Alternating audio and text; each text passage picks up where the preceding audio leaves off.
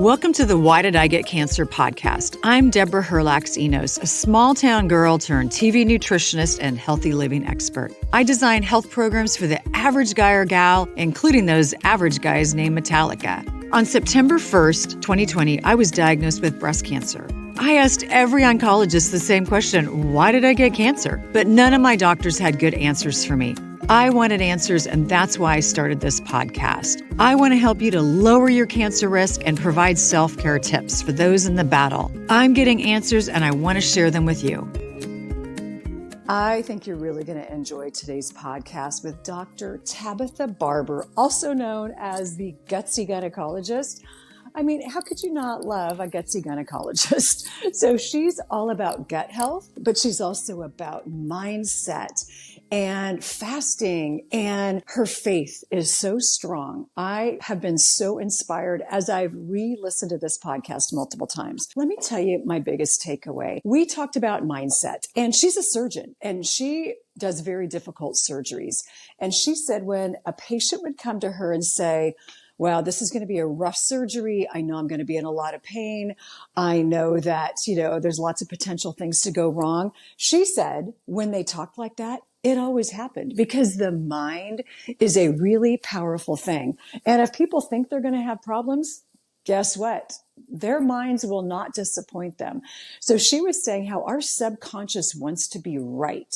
So if we start to give ourselves these subconscious communications of, oh, this is going to be so hard, or this is going to hurt so much, your body will respond in kind. So my big takeaway, power of positive thinking and power of how important it is how we speak to ourselves. There's an old adage that says, don't ever speak to yourself unless it's the way you would speak to your best friend. So you're not going to tell your best friend that she's fat or unattractive or not smart or really tired all the time.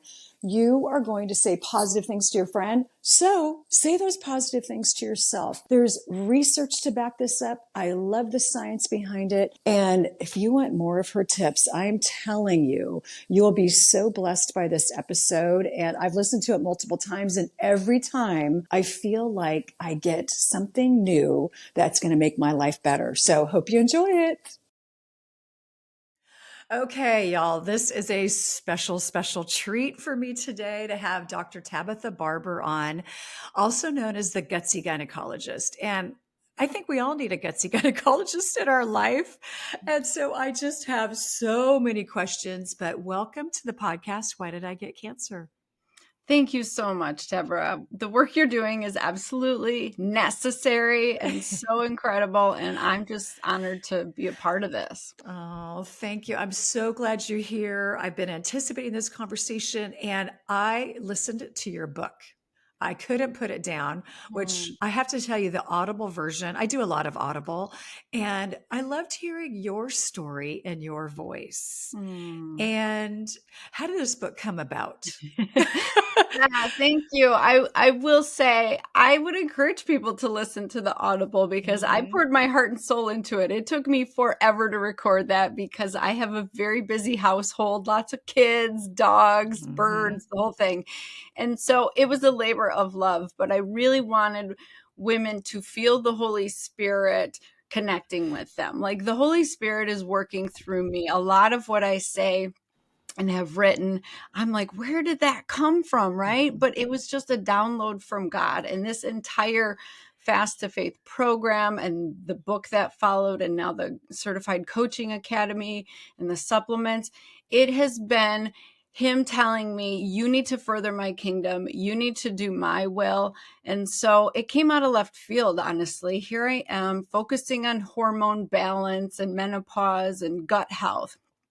And I really was like living my faith life in secret, Yes. And he was just adamant that I bring it to the forefront, that I teach other women how to lead with their faith and how faith is the missing piece in their health journey, and that's preventing them from healing. And so I was obedient to this calling, as scary as it was. I had a lot of people in the health space tell me, you're going to lose so many followers. Your email list is going to drop down to nothing. People are not going to come to you as a doctor if you have, Jesus on your website. And here's the deal. My email list did drop significantly and my followers dropped. And then it all started to grow because I was finding the right women who wanted this message, who needed to hear from me, who were ready to accept Jesus. And maybe they accepted Jesus as a child and they forgot about him and they didn't realize that, like, God wants a relationship with you ongoing. Right. He wants to be with you through all the pain, through the struggles, through, the emotional eating that we tend to do and the relationships that we don't deal with. He wants to be in that mess with you. He And so does. women want to know that. And I am so happy that I was obedient and I'm doing what he wants me to do, as scary as it is, because it's making a huge impact. It is making a huge impact. And I always say that I think Jesus is the secret sauce to I making love that. everything work. Yeah. And I will tell you that the hardest part of my cancer journey is when I got really mad at God. And I was mad because I'm a certified nutritionist. I've been in this field for 30 years. I did 99% of my health right. And yet I got diagnosed with breast cancer. And so I remember just walking into my kitchen at home and I started kicking my kitchen cabinets. I was so mad. Now, I will say that I knew we were going to do a kitchen remodel in a couple of years. It's like, okay, with denting up one of my cabinets. But I was so mad at God that I just said, well, I'm not going to talk to you for a little while. I'm just mad at you. And that, out of my entire cancer journey, was the hardest 3 days of my life, where Mm, I just was, I can do this on my own. I'm going to do this. And no, I'm not going to do anything without him, because yeah. he's my guidance in everything. And so I totally understand where you're coming from. Yeah. Yeah, I mean, we constantly get these decisions that we have to make. Are we going to lean in and rely on our Father, or are we going to push away and struggle? And when we push away and try to do it without Him, things do not go well. They do not go The well. Bible tells us that there will be trials and tribulations. Faith Mhm. does not make life easy, it makes life possible. Like, Mm. the hard stuff is inevitable. It's really, if you are walking with him, he's going to get you through. And I have no doubt that you were supposed to get breast cancer. As hard as that is to hear, look at what you're doing now. It's Yeah. incredible. You were a great nutritionist. You were helping people, but now you're like on a whole nother scale, like a whole nother level. Yeah. You're reaching so many women who need you, and the power in that is undeniable. It really is. And I was getting to the point, after being in nutrition for so many years, just kind of struggling with my purpose and, just thinking, okay, am I reaching people? I would always get so sad when I'd give what I felt like was just this amazing advice to somebody and they didn't take it. And they chose to just continue with the Doritos and the Cheez-Its and, have no energy and struggle with their weight. And now I feel like my purpose is just so much more than what you're sticking in your mouth. Yeah, But absolutely. yes. And when women get diagnosed with any kind of cancer, or just people in general, that is an opportunity. It's a wake up call Mhm. from, your body to say, can I shift and do things differently? How can I show up differently and change the narrative of what's happening? And for Mhm. you, like, you're doing all the right things. And that's what I want women to realize, is this is not a death sentence. It is not a punishment by any means. Mhm. Everything is happening for your good if you will see it that way and lean in. So I'm excited for this Yes. conversation. Yes. And you had a wake up call with a busy life, a busy mom, a busy married woman. And then all the back issues started. As you're delivering babies, you can hardly even move away from the delivery room to go to another room. You could hardly walk. And so that really birthed your journey.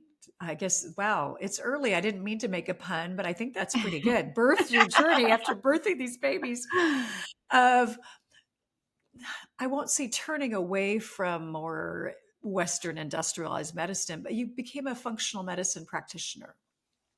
Yeah, what I turned away from was this worldly idea that your productivity and your busyness are badges of honor, and that you have to constantly be pouring into everybody and putting everybody else first in order to be a good person, and for you to be fulfilling God's calling. So God called me at 17 years old when I had a baby in 11th grade to get my life together, and he was going to help me help other women have a voice and a choice in all of this. But I thought I had to do that at the detriment of myself. I thought I had to just completely neglect my body and my mind and my soul to take care of other people. And what I've come to realize, seeing thousands of women, is the majority of us are doing the same exact thing. We are putting our children first, our spouses first, our coworkers, our parents, everybody, our girlfriends. And we're always saying, we will exercise when, we will food prep when, we will make better choices when.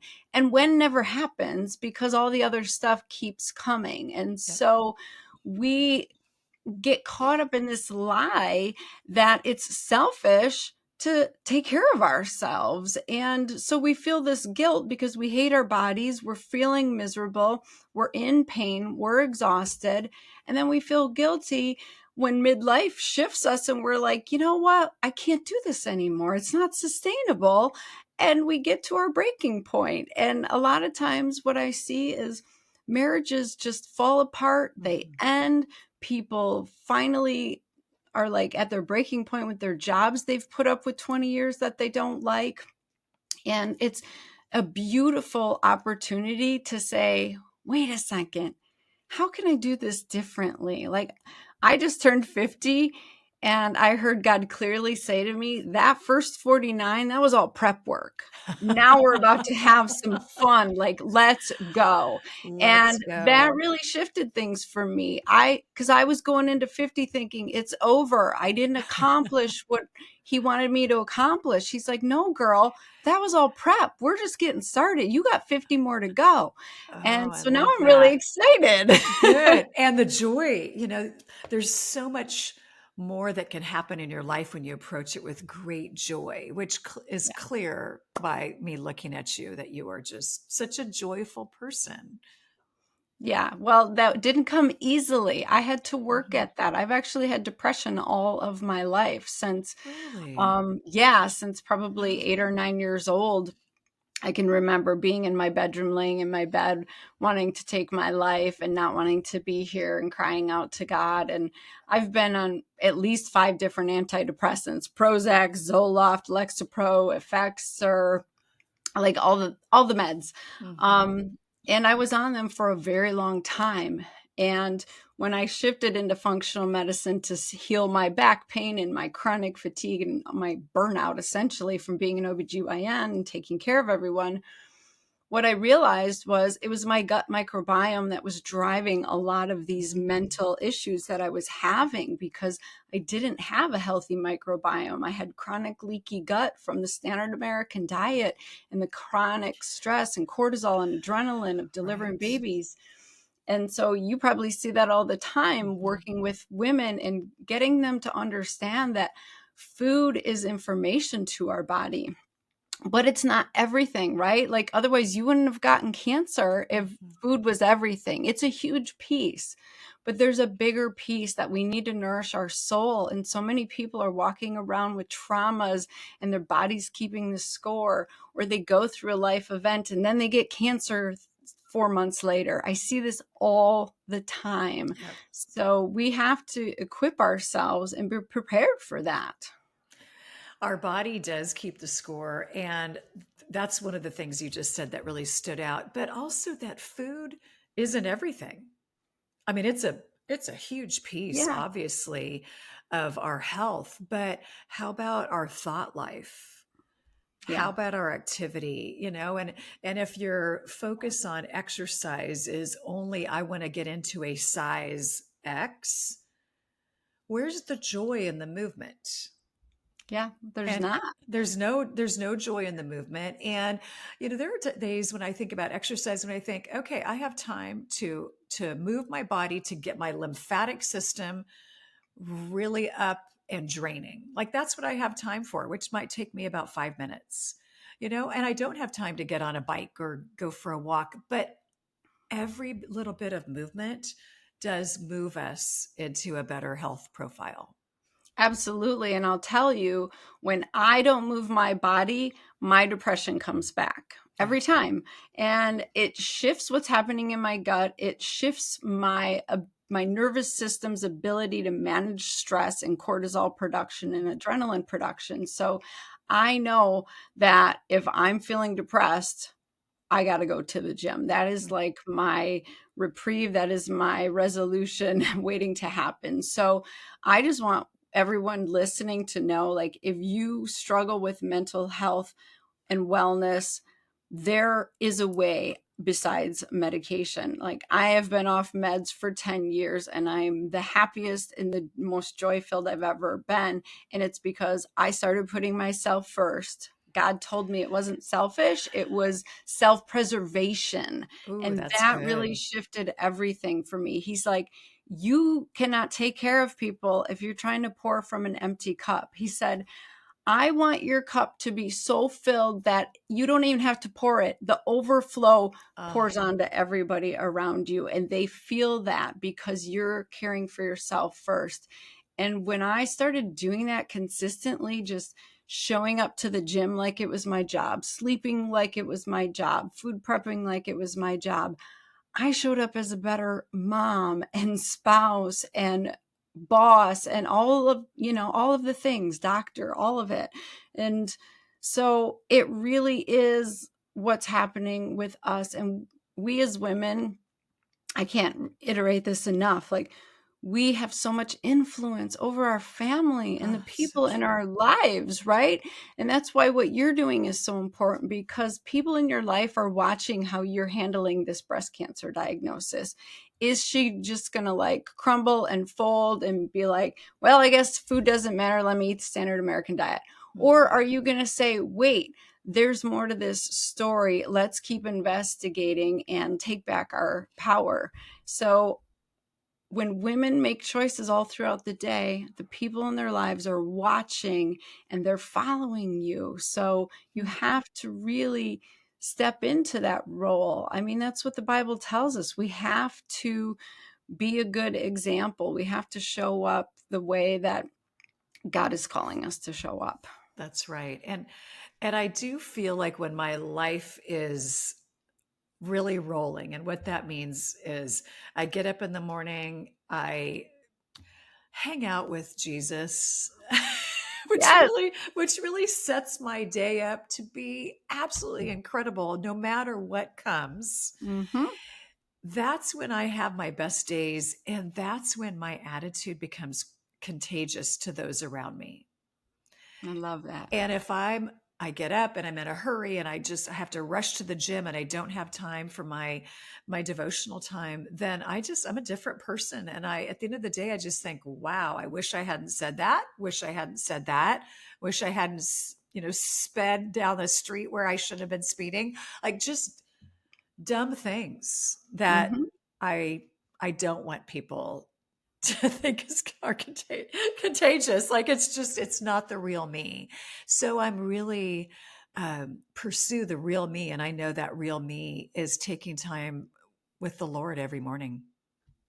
Yeah, I mean, you hit on it earlier. It is all in our mind. Everything that we do as humans, we first do in our mind. Mm. So, how we think will determine what we believe in the actions that we take and the behaviors that we have and the habits that we continue to do. So, God laid it on me, Romans 12:2, and that's been the guiding light for all of this. Do not conform to the pattern of this world, but be transformed by the renewing of your mind. And so what that tells me is we can't show up the way the rest of the world is showing up, waking up late, stressing out, running around, yelling at our kids, being late for our meetings, like not exercising, grabbing McDonald's, like all of the things. That is what the world does. And we are called to show up differently. And it begins with renewing our mind. So when you start out with scripture, start out talking to Jesus in the morning, you get in the right mindset. You get in that frame of mind that tells you, oh, I am called higher. I'm called to honor my body. I'm called to make good choices and show up the way that you want me to show up. And it really does shift everything so that when stuff comes against you all day long, you have the suit, the armor that God has put on you. It's so powerful. And here's the thing, as a scientist, a physician, the thoughts you're thinking produce chemicals. That is what happens. Our body is a chemistry lab. There's all kind of chemical reactions going on, all kind of electrical impulses through those chemicals.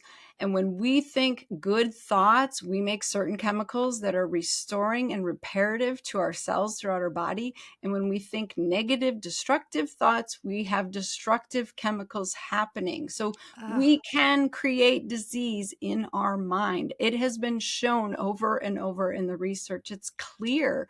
So what your mind has so much control over your physiology. It really, really does. Wow, that is fascinating. Do you use essential oils? I have been using them for probably 25 years, way before they were cool, back when they were considered pretty woo-woo. Did I tell my clients about them? Yes, I did, because I'm that person and I don't mind being considered woo-woo. Fast forward to today, where there is so much research behind essential oils and how important they can be and how they can support health and mood and all kinds of different things. In fact, one of my podcast guests, Dr. Josh Axe, talks about how they've been used for thousands of years and how they are just a great accompaniment to other healthy things that you're doing in your life. The other thing that I love is that the sense of smell is 10,000 times stronger than any other sense that we have. So it would make sense to me, pun intended, that if we smelled something, that it might be able to do something for us in our body. And I think about smells of my childhood, which might be homemade baked bread. It makes me happy. So why can't smelling lavender or peppermint or grapefruit also evoke some mood changes and even some health changes? Let me tell you about one of the other things that's really important to me is quality. Yes, you can get essential oils at your local pharmacy on every corner, but the quality is not there. Quality is really important. Yes, it's an investment, but when you buy good quality essential oils, they will last a lot longer than the other types of oils you get that are inexpensive because the quality is so good and the scent is so strong. So my favorite company, Young Living Oils. This is lavender oil. I use this a lot. So lavender has been well researched and it can actually help to lower stress levels. It reminds me to take deeper breaths, which also is going to help to lower my stress levels. When my stress levels are lower, my inflammation is also going to be lower. The other thing that I do with lavender, this is my fun little hack, is I'll put it on a cotton ball and tuck it into my bra or my workout top.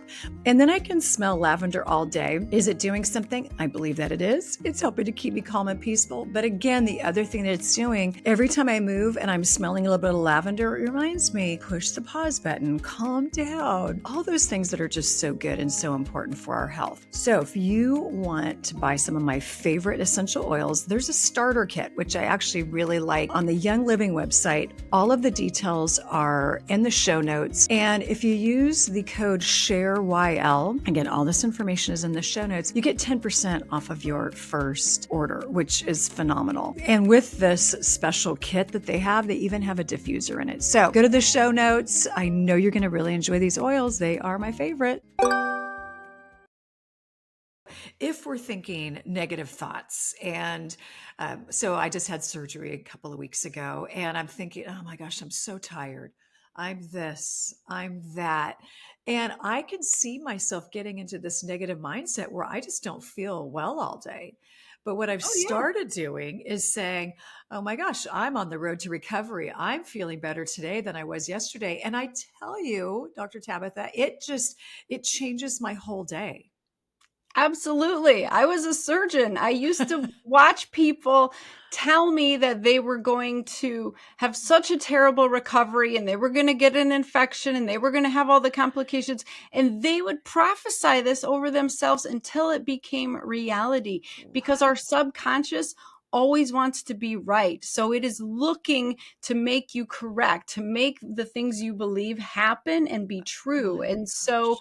you're not realizing this. Like 95% of what's happening is subconscious, but that other 5%, you can shift that. You can speak life over to yourself. I am going to heal. I'm going to thrive. I'm going to do amazing. I'm going to feel so good after surgery.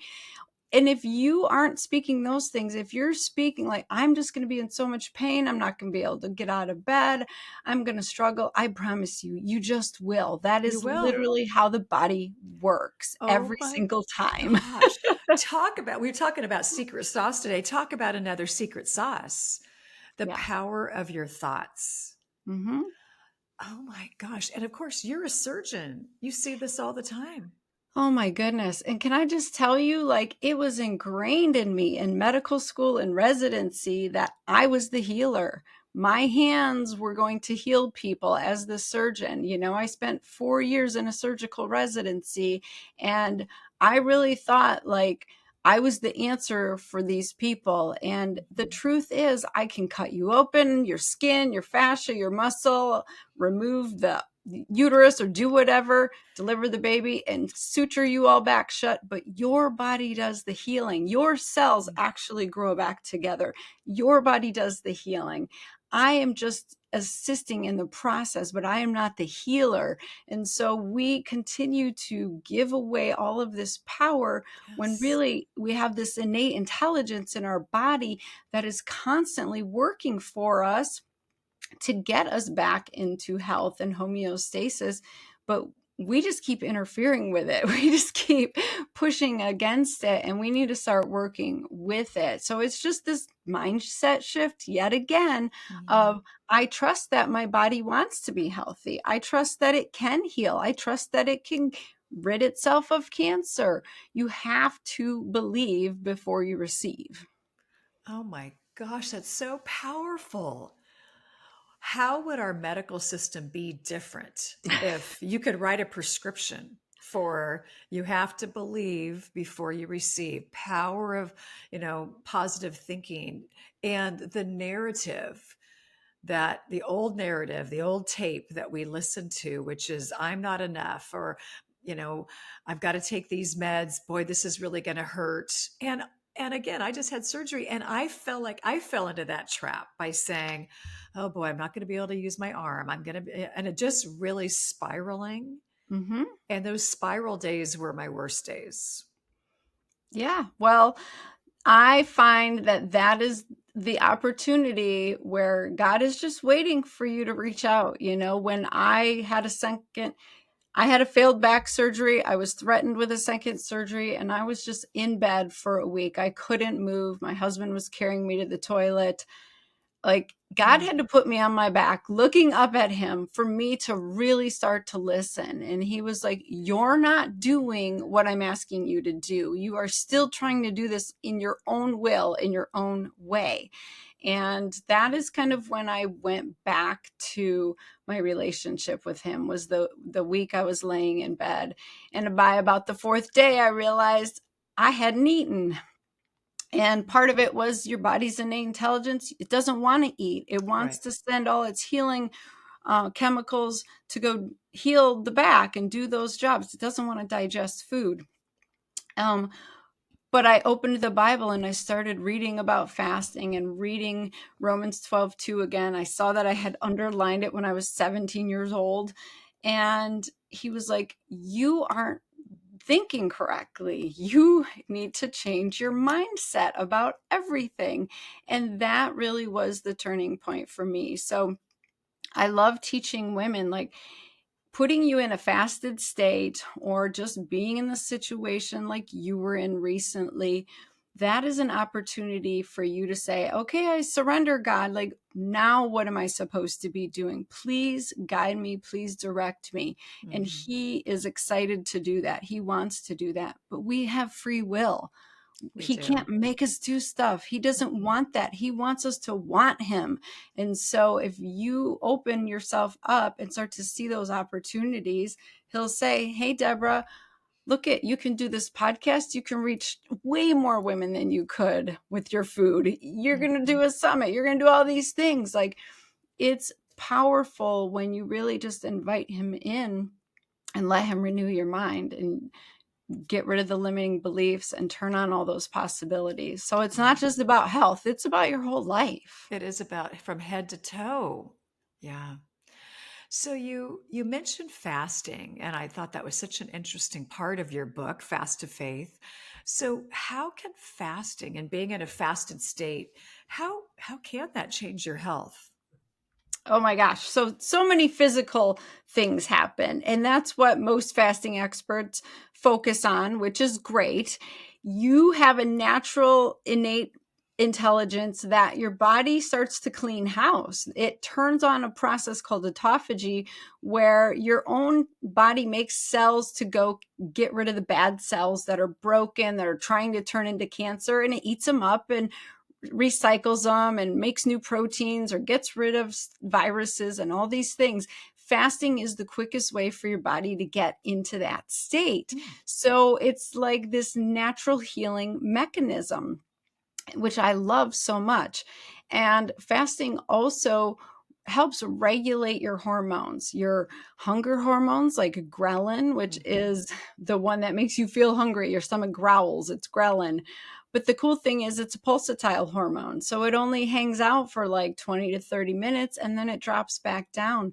So if you can learn how to ride that wave and get past that hunger hormone, you can really start to control how you feel and how you need to eat. And so many of us feel controlled by food, either because we have to have food accessible to us every couple hours, or we get hangry, because that's what has happened in the snacking industry. They've conditioned us to eat every couple hours from dusk until dawn. So fasting is the quickest way to break that bond.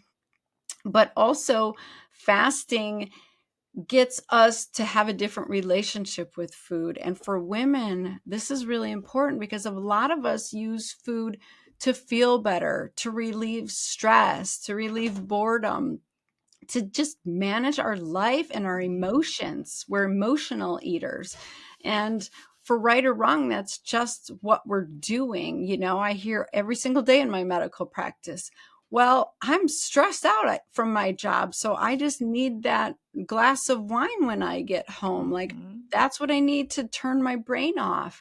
And so when we get into a fasted state and we start to see that we actually have power over our fleshly desires, like those things don't have to control us. We're stronger than that.